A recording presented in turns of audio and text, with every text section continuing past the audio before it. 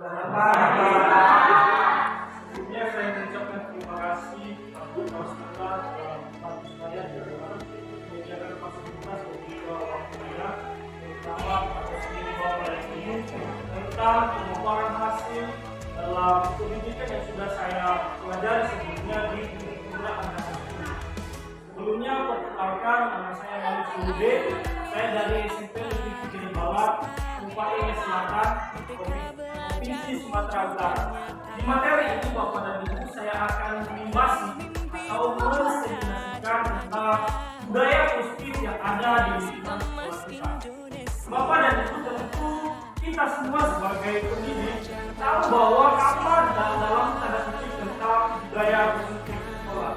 Nah, boleh saya bertanya Bapak dan Ibu kira-kira apa hal budaya positif itu? Misalnya yang sudah tertanam di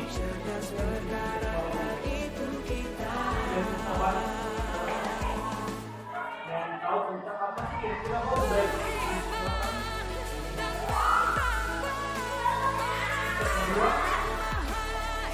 Sebenarnya budaya positifnya lebih ke kegiatan kita sehari-hari. Baik, misalnya budaya positif yang kita lakukan di misalnya kita setiap hari itu hampir kita kayaknya masih jam di setelah kita masuk di sekolah kita menerapkan disiplin. Satu disiplin adalah mengapelkan anak-anak kemudian kita menyampaikan anak-anak kemudian kita bos berpikir bahwa kita menyuruh anak-anak kita untuk masuk ke ruangan masing-masing. Itu adalah budaya positif. Nah, poin yang pertama di budaya positif bahwa kita masuk di sisi positif dan nilai-nilai kebaikan. Nah, seperti yang sudah saya sebutkan bahwa salah satunya budaya positif yang sudah diterapkan di SMP Negeri Bawah ini adalah datang tepat waktu. Nah, bagaimana dengan nilai-nilai kebajikan? Nah, nilai-nilai kebajikan adalah tindakan yang kita lakukan sebagai diri tanpa ada unsur paksaan.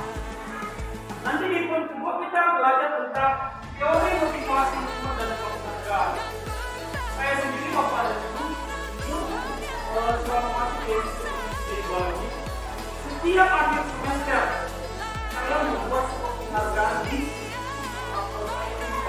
misalnya, kalau ada siswa yang mendapatkan nilai IPA tinggi, maka saya membuat sebuah penghargaan. Ternyata di guru penggerak ini kita dilarang bahwa ketika kita memberikan penghargaan terus menerus. Dan ini termasuk sebuah anggapan saya kepada saya bertanya kenapa saya berikan penghargaan kepada siswa kok dilarang? Padahal itu adalah salah satu motivasi. Ternyata di guru penggerak ini mereka membuat sebuah pengalaman saya. Ketika nanti anak itu dibiasakan misalnya berikan penghargaan, nanti dia tergantungan dengan itu. Nah, itu di teori motivasi. Nah, kemudian bagian hukuman juga. Nah, bagaimana kita memposisikan diri nanti di bagian 5 posisi di restitusi. Nah, sebelum kita masuk di sini, kita masuk dulu di keyakinan kelas. Mungkin Bapak Ibu guru bisa melihat di keyakinan kelas kami di kelas 2. Nah, kemarin ini kami buat satu kesepakatan bahwa setiap masing-masing siswa itu memberikan keyakinannya dalam hal misalnya Pak Wali kelas saya mau disiplin, kelas saya harus bersih.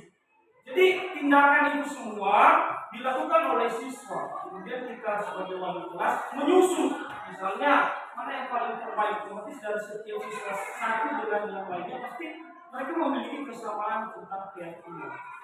Nah, kemudian di bagian kedua Bapak dan Ibu tentang kebutuhan dasar manusia. Ada 5 kebutuhan dasar manusia. Yang pertama kebutuhan dasar untuk bertahan hidup, atau biasa disebut dengan survival. Nah, kebutuhan dasar misalnya kebutuhan dasar untuk memiliki rumah, memiliki kendaraan. Kemudian yang kedua kebutuhan dasar tentang cinta dan ingin diterima. Ini lebih ke perasaan. Misalnya kita pertama kali menjadi kaki di SMP Negeri Kidebol, kalau warga sekolahnya dia tidak welcome ke kita, otomatis kita merasa ya kok saya seperti tidak dianggap. Jadi itu adalah kebutuhan dasar yang kedua yang harus kita masuk ke sekolah kita. Nah, kemudian yang ketiga adalah kemudian kita lanjut Bapak Ibu tentang restitusi 5 posisi kontrol guru. Nah ini yang paling penting menurut saya tentang pemahaman di modul 1. Ini tentang budaya positif di guru penggerak. Ini menantang sekali Bapak Ibu tentang 5 posisi kontrol guru. Nah, menurut pemahaman saya ada 5 posisi kontrol guru di modul 1 tentang menerapkan dan motivasi tentang budaya positif. Yang satu adalah sebagai penghubung. Nah, sebagai penghubung Bapak Ibu, sering sekali kita lakukan, bahkan saya sering misalnya saya bilang sama siswa saya ketika dia melakukan saya kuliah, kamu harus berjemur di sekitar kamu, kamu harus berdiri angkat kaki satu sampai kemudian belajar saya berkata. Kemudian yang kedua adalah posisi kontrol yang kedua tentang memberi merasa bersalah. Misalnya kita bilang sama siswa, nah, kau sudah tahu salah,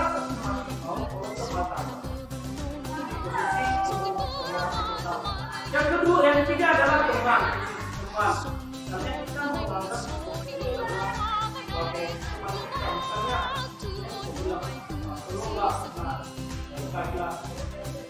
nah yang keempat adalah posisi kontrol sebagai pemantau.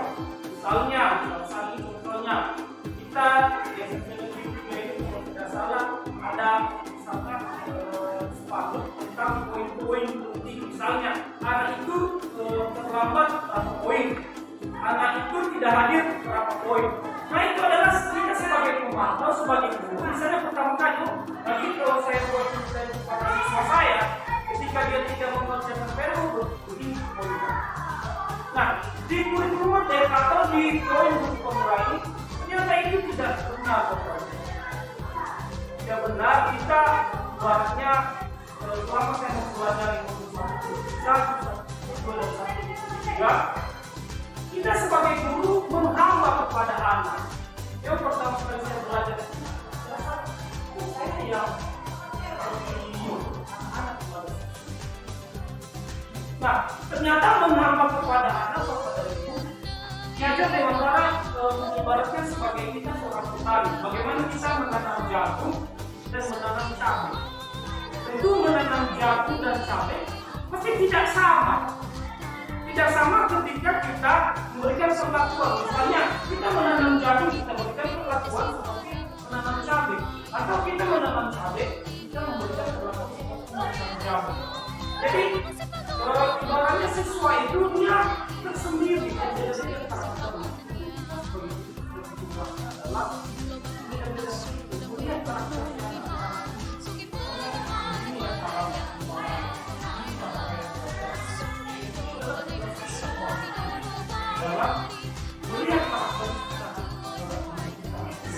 Kemudian 5 posisi kontrol yang kelima adalah manajer. Nah, di manajer ini Bapak dan Ibu, kita diterapkan yang namanya segitiga. Nah, segitiga ini ada 3 tahap supaya kita mencapai manajer. Pertama itu menstabilkan identitas, misalnya ada pertama. Dalam menstabilkan identitas ini, kita memampunya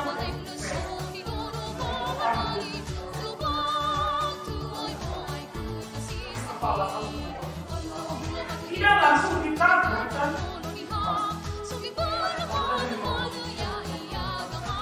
kita tidak langsung menghukum dia.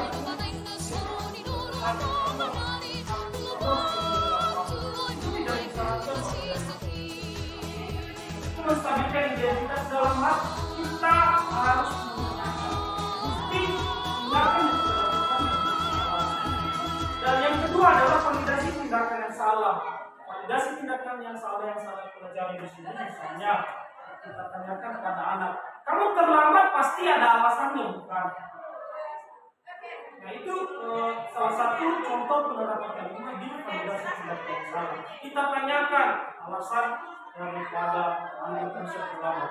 Dan yang ketiga adalah validasi tindakan yang salah, kemudian yang terakhir adalah menanyakan keyakinan. Nah, menanyakan keyakinan tadi sesuai dengan keyakinan kelas yang sudah kita kesepakati bersama siswa. Misalnya ada siswa kita yang terlambat tadi, otomatis kita di dalam kelas itu sudah membuat keyakinan disiplin, kelas 7A, 7B disiplin. Otomatis kita tanyakan sama siswa ketika dia terlambat. Nah, kemarin kita sudah buat kesepakatan atau keyakinan kelas tentang disiplin yang mau kita terapkan di kelas kita. Nah, kenapa bisa kamu tiba-tiba melanggar itu? Nah, itu adalah salah satu tindakan kita tentang mencapai posisi kontrol di manajer. Dan saya juga pribadi kepada ini, saya merasa ketika mendengar materi ini, ketika memahami materi ini, saya juga merasa ternyata posisi saya selama ini menjadi guru banyak yang tidak tepat. Jadi kita disarankan sebagai posisi kita adalah sebagai manajer. Mungkin itu saja yang bisa saya bahas sebagai bahan diseminasi tentang budaya positif yang sudah saya pahami di pendidikan guru pembelajaran Bapak dan Ibu. Begitu banyak kekurangan. Sebelum kita barangkali ada yang bisa didiskusikan.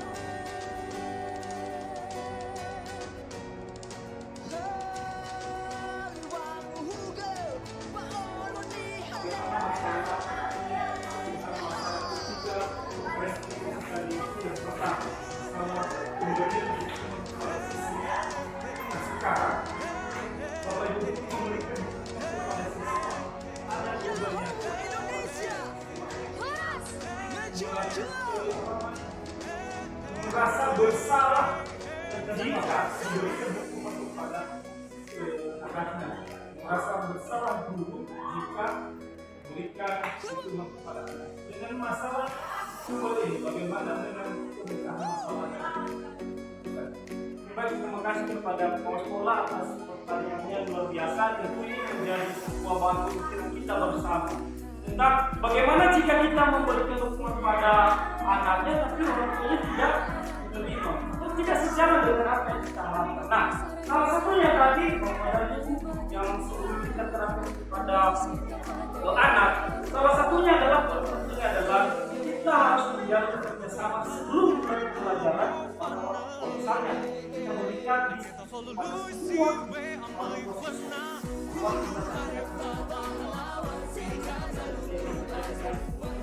yang mau terapkan di sekolah. Otomatis orang tua pasti memberikan pendapatnya. Dan ini masalah orang tua sama siswa. Yang paling lemah kita di khususnya di Kabupaten Selatan adalah kurangnya kolaborasi. Jadi pendidik itu seakan-akan terbebani kepada kita semua sebagai guru dalam mendidik dan memberikan yang terbaik kepada anak. Sementara orang tua hanya duduk. Yang penting anaknya pintar, anaknya bisa membaca, bisa menulis tanpa dia bertindak di rumah. Nah, ini penting sekali antara sekolah dengan orang tua itu harus berkolaborasi, adanya kerjasama. Jadi ketika nanti anaknya lemah, tidak 100% salahnya kita sebagai guru. Jadi dia juga harus berperan aktif. Nah, di kurikulum merdeka ini bukan hanya guru yang berperan aktif, tapi warga sekolah. Warga sekolah itu sekolah, dan komite, itu semua warga sekolah yang berperan di sekolah itu. Nah, ini komunitas. Sekolah itu adalah sebuah komunitas yang besar. Jadi kalau kita hanya berjalan sendiri, saya rasa terlalu berat.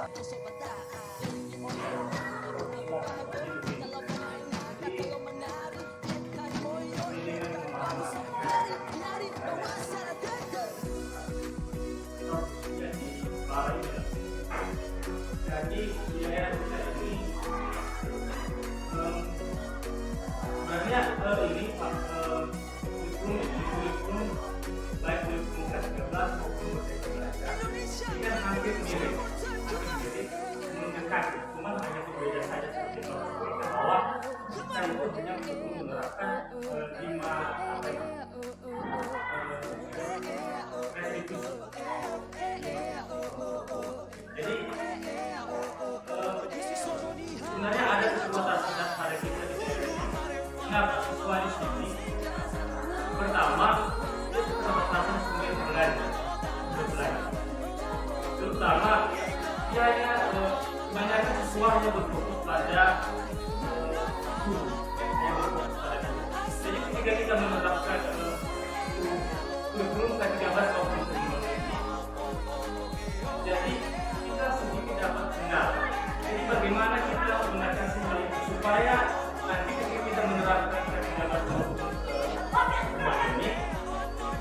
ditanggapi oleh siswa atau bisa menyesuaikan posisi tersebut.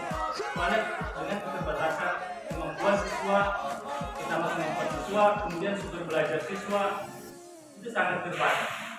Ya, terima kasih. Baik Pak, terima kasih atas pertanyaannya. Saya simpulkan bahwa kita juga sebagai manusia pasti ada antara ekspektasi dan kenyataan. Kita berekspektasi. Tadi Bapak Dua mengatakan bahwa bagaimana ya supaya nanti itu bisa terlaksana 100%. Padahal di lingkungan kita di Kecamatan Sukawai ini begitu banyak kendala, begitu banyak sarana, lebih ke sarana dan prasarana sekarang. Nah, tadi sudah saya singgung bahwa ekspektasi dengan kenyataan pasti ada yang sama dan ada yang berbeda. Nah, kita harus berekspektasi, kita harus bermimpi, kita coba dulu. Kita mencoba dengan menggunakan fasilitas sekolah yang ada. Barangkali di sini masih ada, walaupun kita sebenarnya lebih bagusnya sekarang kalau misalnya kita ada sarana dan prasarana, misalnya fokus kita gunakan sama siswa kita di dalam proses pembelajaran. Tapi saya rasa itu belum bisa karena sumber arus listrik juga nggak bisa, nggak ada yang 24 jam. Terus jaringan internet yang sangat terganggu. Jadi saya rasa kita menggunakan alat perang yang sederhana.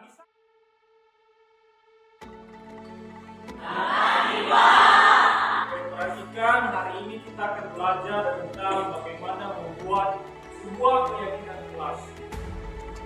Kita mulai mengenal dulu. Kenapa mesti kita buat keyakinan?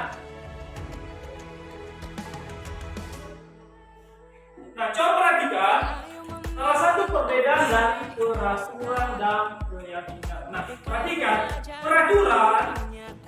Pernah dengar peraturan itu?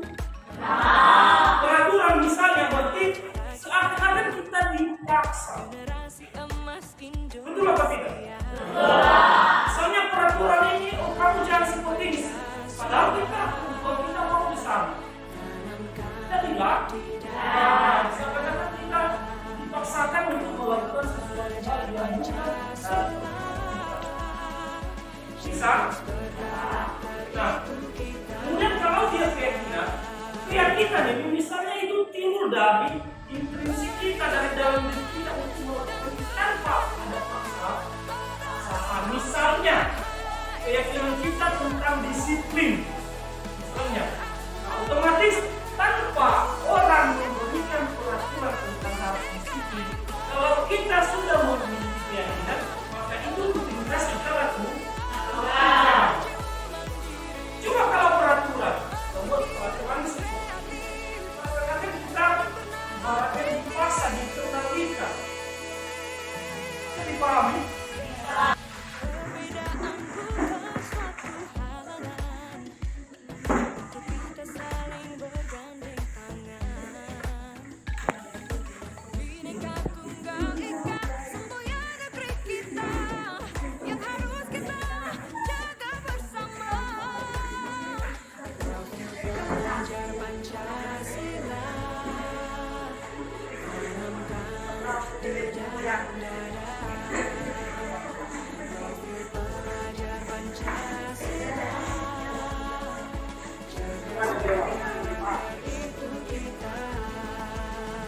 Pertama ada keyakinan kelas atas nama Eldina Liantri Jeremy.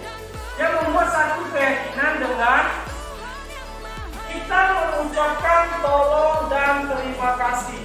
Coba cari yang mana yang ada kita mengucapkan tolong dan terima kasih, maksudnya yang sama. Kita mengucapkan ada sih di Jessica, terus ambil kan? Bukan yang sama. Kita mengucapkan tolong dan terima kasih. Oh, ini ada sih Jessica Noah dan Jessica Jamili. Dan kami mengucapkan tolong kami lagi. Ya. Jadi ada 4 yang sama tentang